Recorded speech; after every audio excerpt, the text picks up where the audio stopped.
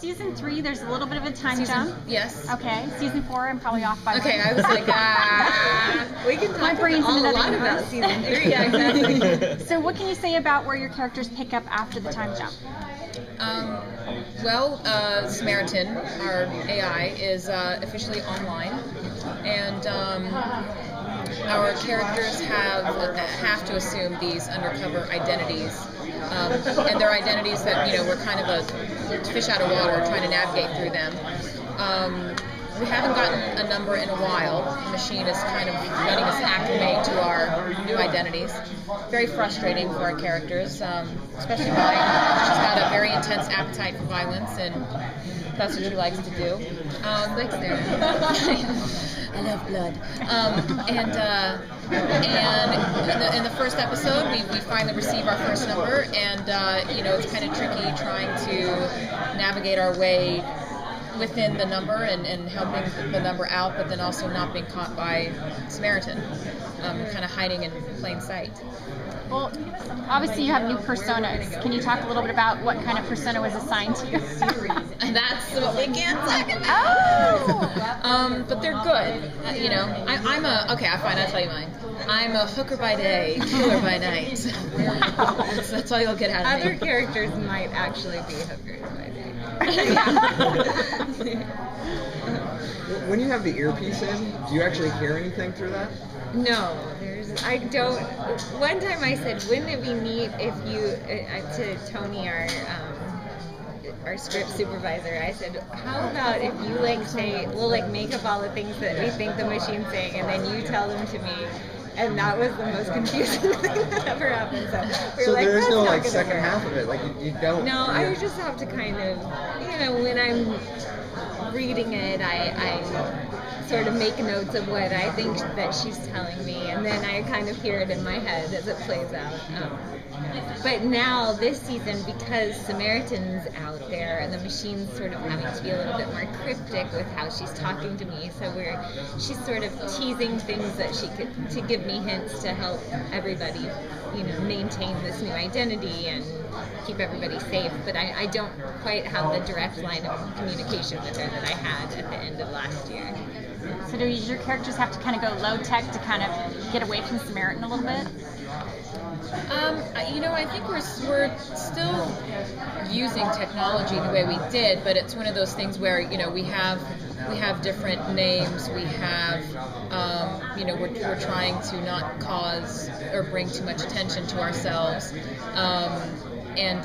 We just have to be very sly with how we operate, because obviously there's eyes everywhere. Honestly, there's even some instances where we're using technology in new ways, like with you in the first episode. You're getting technology's helping you out, but it's through a different way than it has before. I can't even remember. I can't even remember. Oh, right. Yes. I mean, yeah. So yeah, we still are. You're right. Yeah. We're still using technology, but we're using it as an avenue to help us, for other things.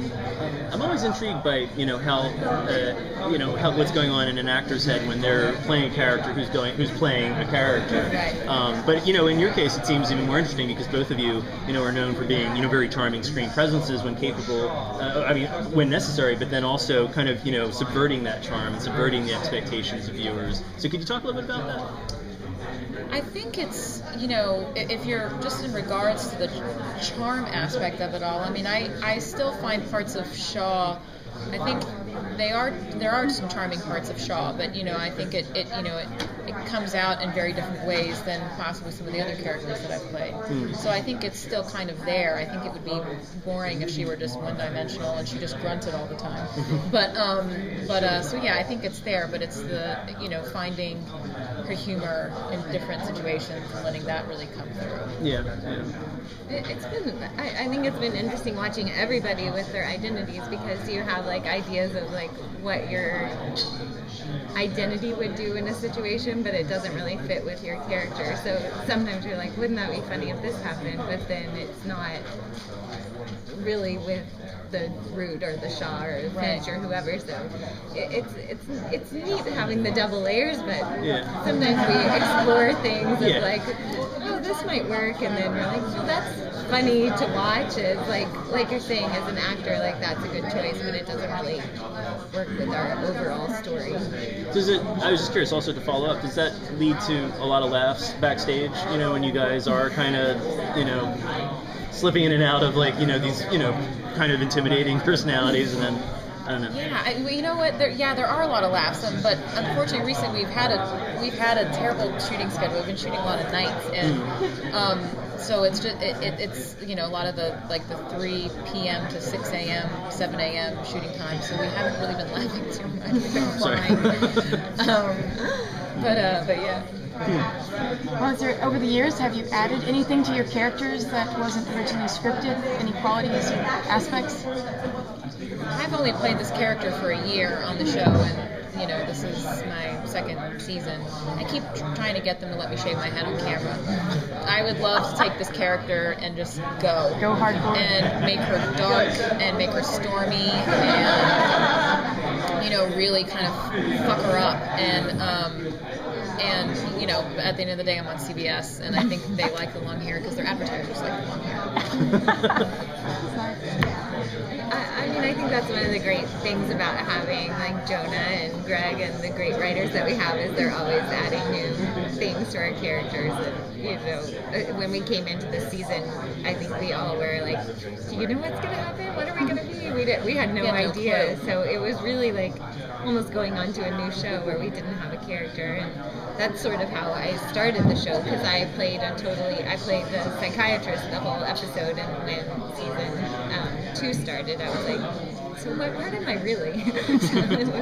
It's fun. They just keep adding stuff along the way. Does genre fiction in general, do you think, allow you know, a certain liberation for actors in that sense? Because, you know, you get to do a continuing series, but it seems, and you get the pluses of that, but it also seems you get the pluses of doing, you know, an anthology show where, you know, you're telling a different story each week, or, you know, appearing in a different play each week. I think that there are some positives and some negatives that go along with doing a genre show like this one, and you know, I mean, because you get to do some really cool things that are expected out of doing this kind of science fiction action show, but then also there are things that you can't do because it's a science fiction action kind of noir. I mean, I think the show also has a very kind of noirish quality to it. So there's a certain style also about genre. It absolutely is, yeah. but you know, but so I think it has its pluses and its negatives in that sense. Yeah. At least for me, I found that to be true.